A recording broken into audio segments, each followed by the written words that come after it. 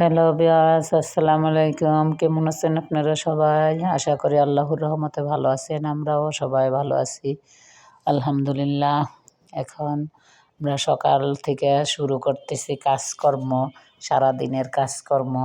আজকে কি কি রান্না করলাম আপনাদের সাথে শেয়ার করলাম। আপনারা দেখুন। এই যে বাইরে রৌদ্র নাই তো, এর জন্য তুবার কাপড় চোপড় আমাদের রান্নাঘরে। এই যে ডিম সিদ্ধ দিছে সকালবেলা।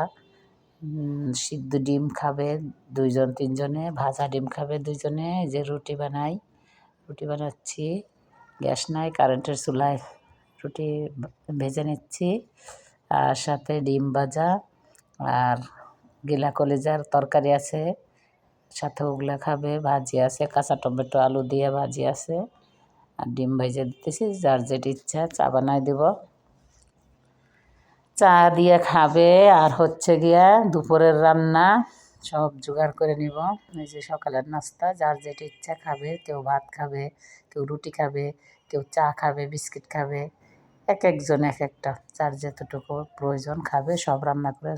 তো এই যে দুপুরের জন্য মাছ নিয়ে আসছে, মাছ দিয়ে আপনাদের দেখাবো। আমরা বারবিকিউ করব।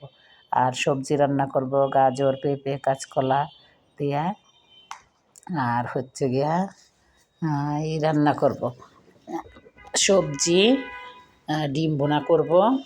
আর মুরগি এনে রাখছে, মুরগি কেটে বেছে সুন্দর করে রাখবো।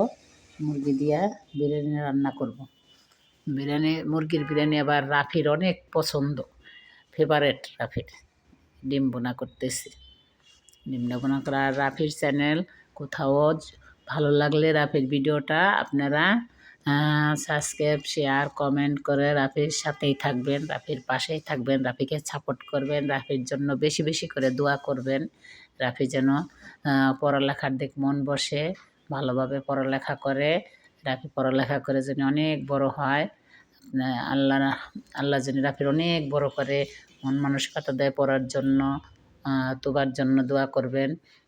তুবা শুধু ও করতে থাকে, এই জন্যে কাজ করতে আমাদের একটু দেরি হয়ে যায়। তারপরে ভিডিও বানাইতে অনেক সময় লাগে, অনেক কষ্ট হয়। আপনাদের সাপোর্ট পাইলে, আপনাদের ভালোবাসা পাইলে আমাদের কষ্ট ও ভালোবাসা মনে হয় কষ্ট আনন্দ হয়ে যায়। আপনারা সাপোর্ট করবেন। এই যে ডিম ভুনা করছে তুবার আম্মু, এই যে দুপুরের জন্য।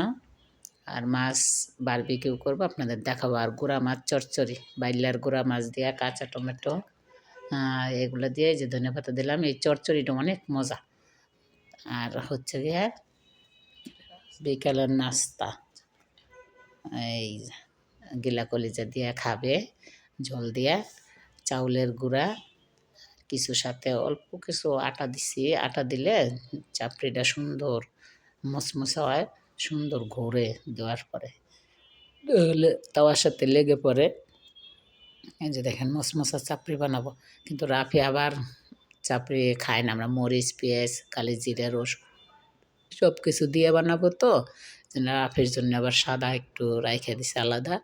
রাফি সাদা চাপড়ি খাবে, কিচ্ছু দেবে না রাফি। আর আমরা সব কিছু দিয়ে এগুলো বানায় চাপড়ি খেয়ে দেখেন।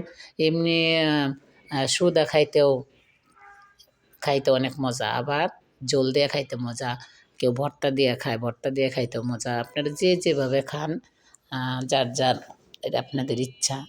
আর আমরা খাবো দিয়া গিলা কলিজার ঝোল দিয়ে। এই যে দেখছেন চাপড়িটা কি সুন্দর ঘুরে। একটু হালকা একটু আটা দিলেই হয়েছে। চালের গুঁড়ের সাথে হালকা একটু আটা, চালের গুঁড়াই বেশি, অল্প একটু আদা মোটা আটা দেবেন। দেখেন চাপড়িটা দিছে কি সুন্দর লাগতেছে। উঠায় আনার পরে একলা একলা উঠে যাবে চাপড়ি, মসমস হয়ে একলাই উঠে যাবে। হালকা একটু খোসা দিলে উঠে যাবে। দেখছেন হাত দিয়ে উঠান যায়, একটু খুরচুন দিয়া একটু দিলে হালকা টাচ করলে উঠে যায়। দেখছেন হাত দিয়ে উঠে যায়, কি সুন্দর মসমস হয়ে গেছে।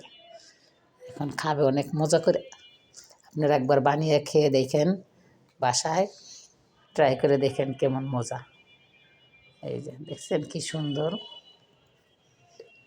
এখন সবাই মিলে বিকালে নাস্তা খাবে। এই যে খাচ্ছে ওর আব্বু, তুবার দাদা, রাফির আব্বু। এখন খেয়ে সে নামাজে যাবে, এই জন্য তাকে আগে দাঁড়িয়ে চাপড়ি গরম গরমে খেতে হয়, গরম গরম খাইলে মজা।